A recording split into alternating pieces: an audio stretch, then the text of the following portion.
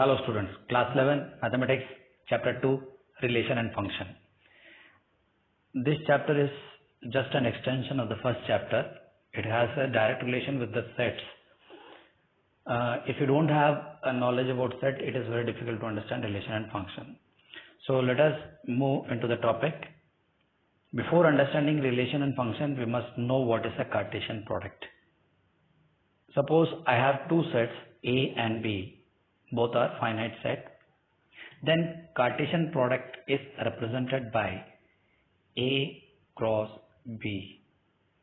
Here I say product, that doesn't mean into, it is a cross. So we must read this as cross.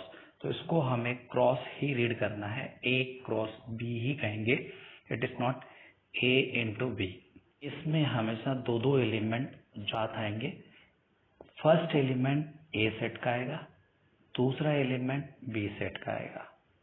Suppose my first element is A and second element is B and they are separated by comma. In between बीच में comma है, and they are written in a curve bracket.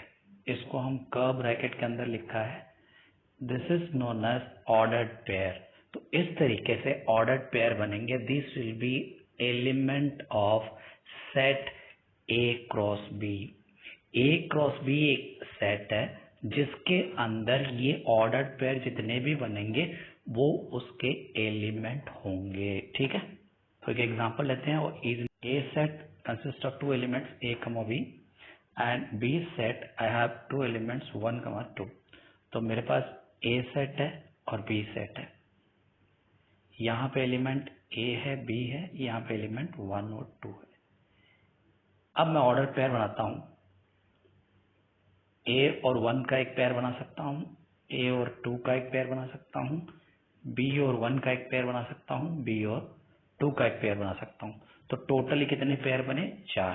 A1, A2, B1, B2. इसमें A first element रहेगा हमेशा order pair में, जो कि first set से आएगा A से, और 1, 2 B सेट से आ रहे हैं तो वो सेकंड एलिमेंट रहेंगे A क्रॉस B के अंदर, क्योंकि सेकंड सेट से आ रहे हैं वो. ठीक है, यहाँ पे तीन तरीके से रिप्रेजेंट किया है. This is set builder form, this is roster form and this is arrow diagram. ठीक है, एरो डायग्राम में A सेट एक ओवल या सर्कल के अंदर दिखाया जाता है, B सेट दूसरा या ओवल या सर्कल के अंदर दिखाया जाता है, and they are connected by arrow. That is why it is known as arrow diagram. ठीक है, तो यहाँ पे ब्लैक कलर का एरो लगा हुआ है, शायद आपको दिख रहा होगा यहाँ पे एरोस. तो इस तरीके से कनेक्टेड रहता है. इधर A आ गया तो इधर 1 रहेगा. तो this is from the first set, this is from the second set. Clear? तो this is Cartesian product. Ordered pair. So ordered pair में A क्रॉस B होता है, जिसमें ये जो पिंक कलर के हैं वो सारे फर्स्ट सेट को बिलोंग कर रहे हैं और ग्रीन कलर के सारे B सेट को बिलोंग कर रहे हैं. ठीक है, तो यहाँ पे मैंने कलर से दिखाया है. A सेट को सारे पिंक कलर के एलिमेंट्स हैं जो कि फर्स्ट ऑर्डर पेयर में जो फर्स्ट लिखा हुआ है, और सेकंड एलिमेंट जो लिखा हुआ है ग्रीन कलर का, that belongs to the second set, that is B. ठीक है, तो यहाँ पे मैंने एरो से लिखा है. देखिए, ऑर्डर पेयर में फर्स्ट एलिमेंट हमेशा A सेट को बिलोंग करेगा और सेकंड एलिमेंट सेकंड सेट को बिलोंग करेगा. अगर मैं A क्रॉस B लिखता हूं तो मेरा फर्स्ट सेट A है, सेकंड सेट B है. अगर मैं B क्रॉस A लिखता हूं तो मेरा फर्स्ट सेट B है, सेकंड सेट A हो जाएगा. यहाँ पे जो पहला लिखा जाएगा that will be the first set. It doesn't mean that your alphabet B comes later, that doesn't mean it is a second set. ठीक है, तो ये आपको ध्यान रखना है. तो फर्स्ट रूल क्या कहता है? First element belongs to the first set and second element belongs to the second set. And second rule, two ordered pair A, B and C, D will be equal if and only if. इसको हम कैसे read करते हैं? if and only if मतलब सिर्फ और सिर्फ कब? जब A C के बराबर होगा और B D के बराबर होगा, तभी कहूंगा मैं दोनों ऑर्डर्ड पेयर इक्वल है. यानी कि फर्स्ट एलिमेंट के बराबर होना चाहिए, सेकंड एलिमेंट के बराबर होना चाहिए। जैसे यहाँ पे पिंक सी के बराबर है, ग्रीन ब्लू बी और ग्रीन डी के बराबर है। This is said to be equal if and only if first element of the first ordered pair is equal to the first element of the second ordered pair, ठीक है, and second element of a first ordered pair should be equal to the second element of the second ordered pair, तभी मैं कहूँगा कि दोनों equal है। अब हम बात करते हैं यहाँ पे एक एग्जांपल की। यहाँ पे एक ऑर्डर पेयर ये है, एक ऑर्डर पेयर ये है, ठीक है। तो यहाँ पे है फर्स्ट एलिमेंट 2x+1 और यहाँ पे फर्स्ट एलिमेंट है -1। यहाँ पे सेकंड एलिमेंट है y-3, यहाँ पे सेकंड एलिमेंट है 2। अब ये दोनों ऑर्डर पेयर तभी इक्वल होंगे जब ये फर्स्ट वाला फर्स्ट के बराबर होगा, यानी कि 2x+1 -1 के बराबर होगा, तभी मैं कहूँगा इसको इक्वल है। तो देखिए 2x+1 = -1, इसका मतलब x की वैल्यू क्या होनी चाहिए, -1 होगी, तभी ये दोनों बराबर होंगे, नहीं तो नहीं होंगे, ठीक है। वैसे ही सेकेंड देखिए y-3 should be equal to 2, यानी कि y-3 अगर 2 के बराबर होता है तो y की वैल्यू क्या होगी 5। अगर मैं y की वैल्यू यहाँ 5 रखता हूँ तो 5-3 कितना हो जाएगा 2 और ये 2 के बराबर हो जाएगा। यहाँ पे x की वैल्यू -1 रखता हूँ तो ये वैल्यू हो जाएगी -1, तो ये वैल्यू -1 के बराबर हो जाएगा, तभी मैं कहूँगा कि दोनों ऑर्डर पेयर इक्वल है। क्या ऑर्डर पेयर 2, 4, 4, 2 के बराबर है? Two order pair A, B and B, A are different, दोनों अलग अलग है। कैसे? हमने ग्राफ में रिप्रेजेंट किया है हमेशा 2, 4 यानी कि x की वैल्यू 2 और y की वैल्यू 4 है, तो x की वैल्यू 2 और y की वैल्यू 4 है यहाँ पे, तो ये आ गया 2, ये आ गया 4। 2, 4 is different from 4, 2, therefore 2, 4 cannot be equal to 4, 2, ठीक है। ऑर्डर पेयर में हमें ध्यान रखना है हमेशा कि सेम ऑर्डर होता है तभी इक्वल होते हैं, नहीं तो नहीं होते हैं। This is graphical representation also. कोई भी ऑर्डर पेयर को आप ग्राफिकली भी रिप्रेजेंट कर सकते हो। ये 2 डायमेंशनल रिप्रेजेंटेशन है, अगर 3 आता है तो 3 डायमेंशनल भी हम रिप्रेजेंट कर सकते हैं। चलिए आगे बढ़ते हैं। नेक्स्ट इज, यहाँ तक तो हम ऑर्डर पेयर का देख रहे थे, अब characteristics of Cartesian product. Cartesian product के भी कुछ रूल्स हैं, तो देखिए फर्स्ट कैरेक्टरिस्टिक प्रॉपर्टी क्या कहती है, A cross B will not be equal to B cross A unless and otherwise A is equal to B। A cross B B cross A के बराबर होगा, हो सकता है सिर्फ एक ही कंडीशन में, अगर A B के बराबर है तो। अगर A B के बराबर नहीं है तो ये कभी इक्वल नहीं हो सकता, ये आपको ध्यान रखना है। क्लियर है?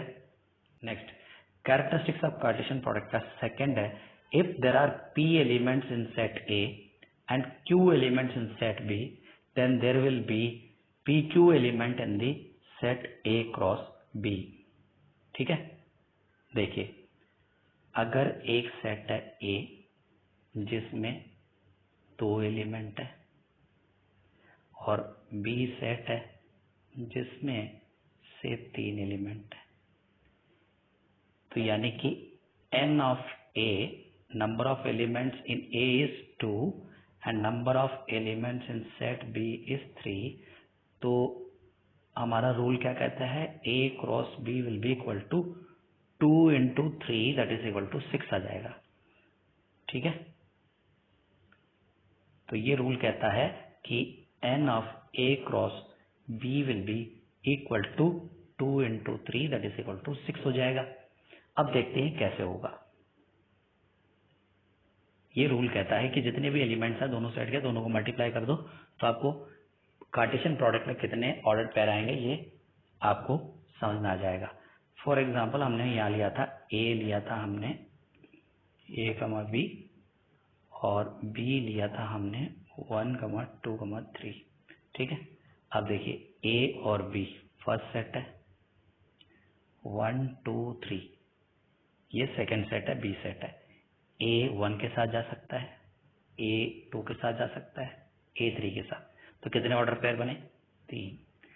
बी 1 के साथ जा सकता है, बी 2 के साथ जा सकता है, बी 3 के साथ। कितने बने? 3। 3 + 3 कितने हो गए? 6। तो इस तरीके से आप कैलकुलेशन भी करके देख सकते हो, लेकिन सिंपल सा फॉर्मूला है, दोनों के एलिमेंट्स को मल्टीप्लाई कर दो, उतने ऑर्डर पेयर बनेंगे। आप डायरेक्टली कह सकते हो n of A is equal to P, n of B is equal to Q, then n of A cross B will be equal to P into Q. If A and B are non-empty sets, दोनों ही non-empty sets है, दोनों के अंदर ही चाहे एक element हो, element है, and either A or B is an infinite set, और एक इनफाइनाइट सेट है, एक दोनों में ही कम से कम एक एलिमेंट तो है ही, और एक में अनगिनत एलिमेंट है, then A cross B will also be infinite set. ठीक है, आप इसमें देख सकते हो ये कैसे। फॉर एग्जाम्पल एक है A सेट जिसमें एक ही एलिमेंट है A, और B सेट है नेचुरल नंबर की 1 से लेके इन्फिनिटी तक। तो A क्रॉस B क्या होगा? A1, A2, A3, A infinity तक चलेगा, therefore A क्रॉस B क्या हो जाएगा? इनफाइनाइट सेट हो जाएगा। अब उल्टा भी करके देख सकते हो, B सेट को A मान लो और A सेट को नेचुरल नंबर का इनफाइनाइट सेट मान लो, तो भी A क्रॉस B क्या होगा? इनफाइनाइट सेट बनेगा। तो इस तरीके से अगर दो में से एक सेट इनफाइनाइट सेट होता है और दूसरा नॉन एम्प्टी सेट होता है, तो आपको A क्रॉस B यानी कि Cartesian product of both the set will be infinite set. तो ये है नेक्स्ट प्रॉपर्टी। अगर 3 सेट है मेरे पास A cross A, then first element first को, सेकेंड एलिमेंट सेकेंड को, और थर्ड एलिमेंट थर्ड सेट को बिलोंग करेगा। यही यहाँ पे लिखा हुआ है, here A, B, C is called order triplet. इसको क्या, suppose I have A set 1, 2 and I want to find A cross A, then I'll write पहले A क्रॉस A, तो ये तो हो जाएगा A क्रॉस A तो हो जाएगा 1, 1, 1, 2, 2, 1, 2, 2। ये हो गया, ये तो हमें समझ में आ गया, लेकिन हमें इसकी जरूरत नहीं है, हमें तो A क्रॉस A चाहिए। तो उसके लिए हम क्या करेंगे? Let us understand it clearly. तो हम क्या करेंगे, A क्रॉस A में क्या आया था?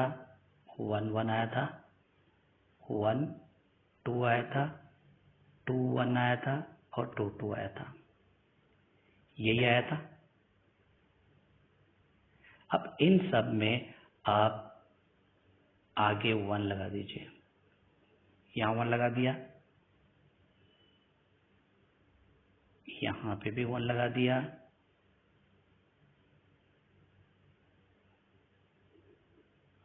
वन लगा दिया, और यहाँ पे भी आप 1 लगा दिए। ये ट्रिपलेट का पहला पार्ट हो गया।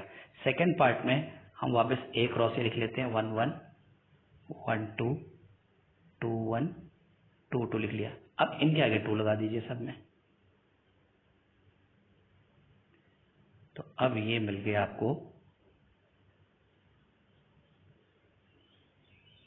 A क्रॉस A का ट्रिपलेट, A क्रॉस A।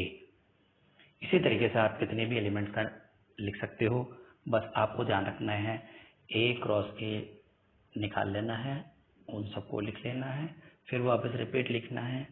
अगर 2 एलिमेंट है तो 3 एलिमेंट है तो 3 बार रिपीट लिखना है, 4 एलिमेंट तो 4 बार रिपीट लिखना है, और इस तरीके से 4 एलिमेंट को आगे लगा देना है। ये हो गया हमारा A cross A। This is very very important. So we will meet in a new video with a new topic. See you. Bye bye.